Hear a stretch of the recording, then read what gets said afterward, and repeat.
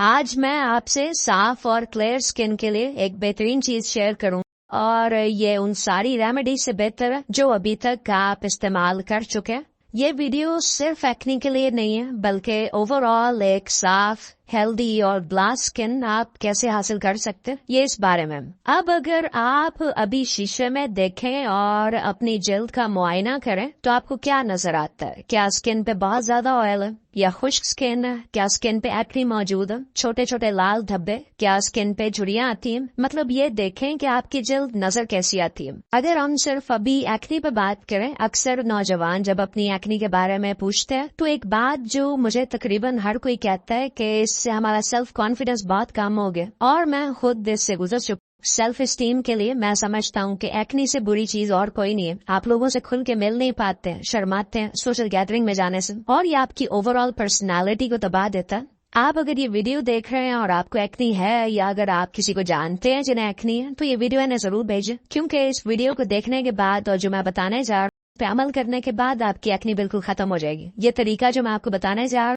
इंतहाई महंगा है, और ये बात मैं तंजिया कर क्योंकि ये सबसे सस्ता है, बल्कि ये फ्री है, इसकी कोई कीमत नहीं है। इवन आप इससे अपने बहुत सारे पैसे बचा सकते हैं, मिनिमम 10 से 20 हजार रुपया महीने का तो आप बचा ही लेंगे। इससे ना सिर्फ स्किन अच्छी होगी बल्कि इसके और भी बहुत से फायदे हैं। मेटाबॉलिज्म अच्छा होगा, इम्यून सिस्टम मुदाफियती निजाम मजबूत होगा, दवाइयों की जरूरत कम पड़ेगी। और अगर आप अभी तक गैस करने की कोशिश कर रहे हैं तो आपने सही गैस किया। मैं बात फास्टिंग की। फास्टिंग के बेशुमार फायदे। अगर आपको वायरल इन्फेक्शन है या बैक्टीरियल इन्फेक्शन तो आप फास्टिंग करें। इवन फास्टिंग इन्फेक्शन को बेहतर करती है। आंखों का कोई मसला, डायबिटिक नेफ्रोपैथी, मोतिया, ग्लाउकोमा, फास्टिंग इन सब में फायदेमंद। कॉग्निटिव इश्यूज, दिमागी मसाइल में मूड इम्प्रूवमेंट, मेमोरी, फोकस और कंसंट्रेशन। रिसर्च के मुताबिक फास्टिंग से न्यू ब्रेन सेल्स बनते हैं। फास्टिंग कैंसर के रिस्क को कम करती है। अगर बॉडी में डिफेक्टिव सेल्स मौजूद है, अभी कैंसर की शुरुआत है, तो फास्टिंग में बॉडी इन्हें रिसाइकिल करती है, नए स्टेम सेल्स बनते हैं और इस तरह कैंसर के बढ़ने को आप रोक सकते हैं। मैंने इस पर डिटेल में पिछली वीडियोस में बात की है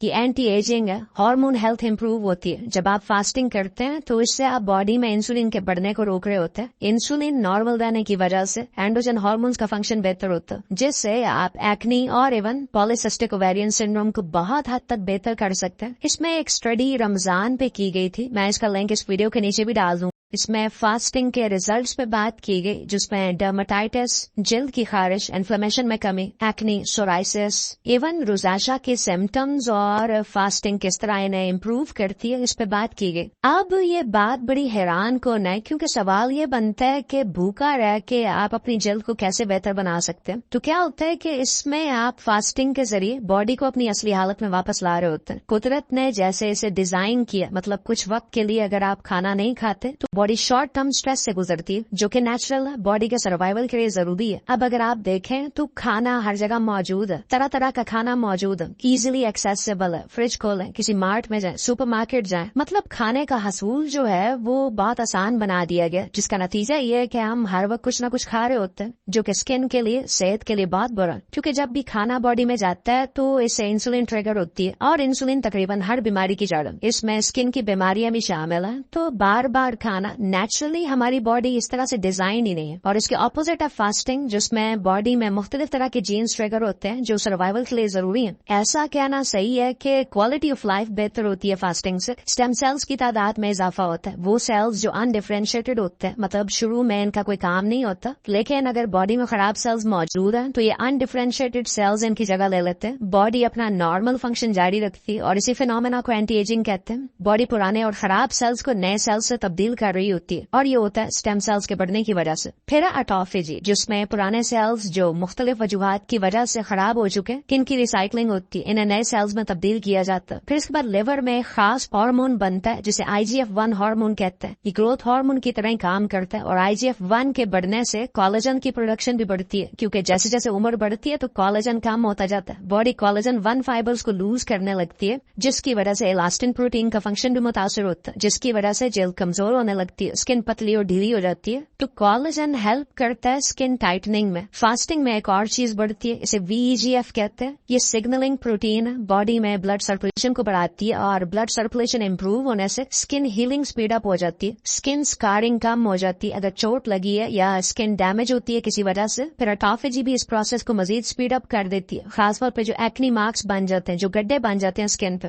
ओवरऑल इन्फ्लेमेशन कम होती है बॉडी में। बहुत से लोगों में स्किन पे जनरल रेडनेस या रैशेज हो जाते हैं, जो कि इन्फ्लेमेशन की वजह से होता है। तो अगर आप इसे कम कर सकें तो स्किन बेहतर हो जाएगी। और इन्फ्लेमेशन की सबसे बड़ी वजह शुगर, कार्ब्स, ओमेगा 6, जितने कुकिंग ऑयल्स हैं, वेजिटेबल, सीड ऑयल्स। फिर है स्ट्रेस। अगर आपने कभी नोटिस किया है कि जब आप किसी स्ट्रेस से गुजर रहे होते हैं तो आपकी स्किन बहुत ज्यादा मुतासिर होती है, क्योंकि बॉडी में कॉर्टिसोल बढ़ा होता है और कॉर्टिसोल भी इंसुलिन को बढ़ाता है। और स्ट्रेस की वजह से जो कॉर्टिसोल बढ़ता है तो ये बॉडी में प्रोटीन्स को तोड़ने लगता है, जिसमें स्किन प्रोटीन्स भी शामिल है। अब फास्टिंग करें कैसे, मैं आपको इसे बहुत आसान और सादा तरीके से समझाता। जब आप सुबह उठें तो नाश्ता छोड़ दें, नाश्ता ना करें, कॉफी पी सकते हैं। अपनी कॉफी में थोड़ा सा बटर डाल लें या coconut oil, bullet proof coffee बना लें। इससे बॉडी में कीटोन्स बनते हैं, जिससे ये प्रोसेस थोड़ा आसान हो जाता है, भूख कम लगेगी और दोपहर के खाने तक आपके एनर्जी लेवल सही रहेंगे। और जो नेक्स्ट स्टेप है वो ये कि आप जो खा रहे हैं इसे अभी चेंज ना करें। या आप पहले से जानते हैं शुगर अच्छी नहीं है, तली हुई चीजें अच्छी नहीं है, बाहर का खाना अच्छा नहीं है, तो पहला स्टेप ये है। और दूसरा स्टेप है दिन में सिर्फ 2 बार खाना खाएं, बस इतना ही काफी है। आप जो खा रहे हैं इसे ना बदलें, खाना सादा रखें। पहला खाना दोपहर 12 बजे, दूसरा खाना शाम 6 बजे। और दरमियान में अगर आदत है स्नैक्स खाने की, कोई फ्रूट, समोसा, चिप्स वगैरह, ये सब स्नैक्स में आते हैं, तो ये आप नहीं खाएंगे। खाने की मिकदार भी अभी ना कंट्रोल करें। आप जितना खाना एक वक्त में खाते हैं वही खाएं, लेकिन बस 2 बार खाना और नो स्नैकिंग। अब सिर्फ ये करने से आप दिन में 18 घंटे कुछ नहीं खाएंगे और ये आपकी फास्टिंग विंडो है। और अगर आप इन 2 खानों के दरमियान 4 घंटे का जो वक्फा है ये भी मिला लें तो ये 22 घंटे बनते हैं पूरे दिन में।